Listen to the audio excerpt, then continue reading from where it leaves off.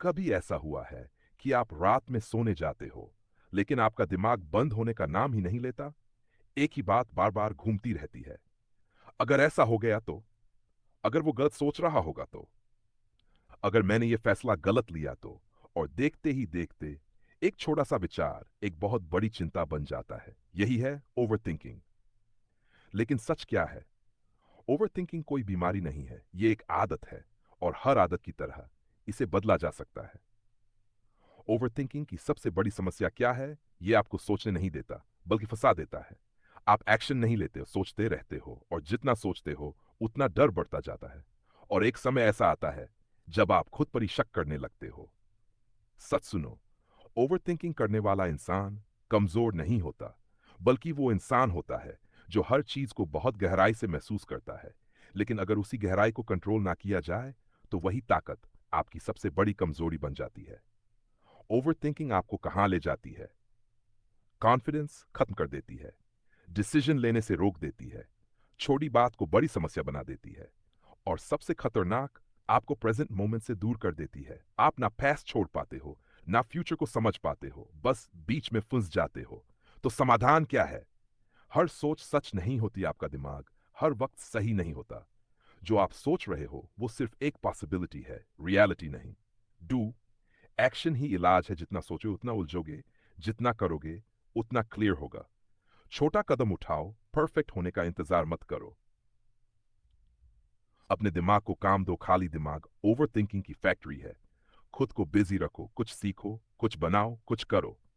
For control करो। हर चीज को नहीं, हर चीज आपके कंट्रोल में नहीं है। जो कंट्रोल में है उस पर फोकस करो, बाकी छोड़ दो। एक बात हमेशा याद रखना, ओवरथिंकिंग आपके प्रॉब्लम्स को सॉल्व नहीं करती, ये सिर्फ आपकी खुशियां छीनती है। एक लड़का था, सब कुछ ठीक था उसकी जिंदगी में, ना कोई बड़ी समस्या, ना कोई बड़ा दुख, लेकिन फिर भी वो खुश नहीं था। क्यों? क्योंकि उसका सबसे बड़ा दुश्मन कोई इंसान नहीं था, उसका खुद का दिमाग था। हर रात जब दुनिया सो जाती थी, उसका दिमाग जाग जाता था। क्या मैं सही कर रहा हूं? लोग मेरे बारे में क्या सोचते होंगे? अगर मैं फेल हो गया तो? और ऐसे ही वो एक सवाल से दूसरे सवाल में फंसता चला जाता, बिना किसी जवाब के। यही है ओवरथिंकिंग का जाल। ये आपको आंसर्स नहीं देता, ये आपको क्वेश्चंस में उलझा देता है। और सबसे खतरनाक बात क्या है? ओवरथिंकिंग धीरे धीरे आपकी रियलिटी बदल देती है। आप चीजों को वैसे नहीं देखते जैसी वो हैं, आप उन्हें वैसे देखते हो जैसा आपका डर दिखाता है। एक सच्चाई, ओवरथिंकिंग करने वाला इंसान हमेशा फ्यूचर में जीता है और फ्यूचर हमेशा अनसर्टन होता है, इसलिए वो हमेशा डर में जीता है। लेकिन क्या इसका कोई इलाज है? हाँ, वन, अपने थॉट्स को पहचानो। जब भी दिमाग भागे, रुको और खुद से पूछो, क्या ये सच है या सिर्फ मेरा डर है? स्टेप टू, वर्स्ट केस को एक्सेप्ट करो। आप जिस चीज से डर रहे हो उसे इमेजिन करो और खुद से कहो, अगर ये हो भी गया तो क्या मैं सर्वाइव कर पाऊंगा?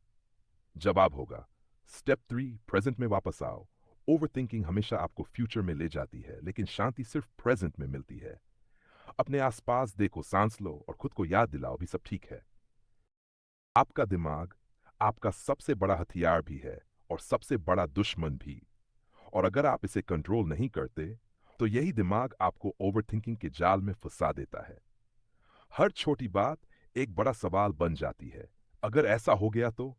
अगर मैंने गलत फैसला लिया तो? और फिर आप सोचते रहते हो, लेकिन कुछ करते नहीं हो। यही है प्रॉब्लम। क्या है? ओवरथिंकिंग आपको स्मार्ट नहीं बनाती, ये आपको स्टक बना देती है। आप डिसीजंस नहीं ले पाते, कॉन्फिडेंस गिर जाता है और दिमाग हमेशा थका हुआ रहता है। इसे रोकें कैसे? स्टेप वन, थॉट्स को चैलेंज करो। आपका हर थॉट सच नहीं होता। अगली बार जब दिमाग डराए, खुद से पूछो, क्या इसका कोई प्रूफ है? 90% केसेस में जवाब होगा नहीं। स्टेप टू, टाइम लिमिट जरूरी है, लेकिन अनलिमिटेड सोचना डेंजरस है। खुद को 10 मिनट दो सोचने के लिए।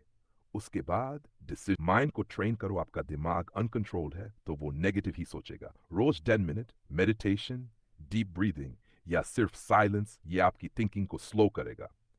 एक सच्चाई सुन लो, ओवर थिंकिंग प्रॉब्लम्स को सॉल्व नहीं करती, ये प्रॉब्लम्स क्रिएट करती है।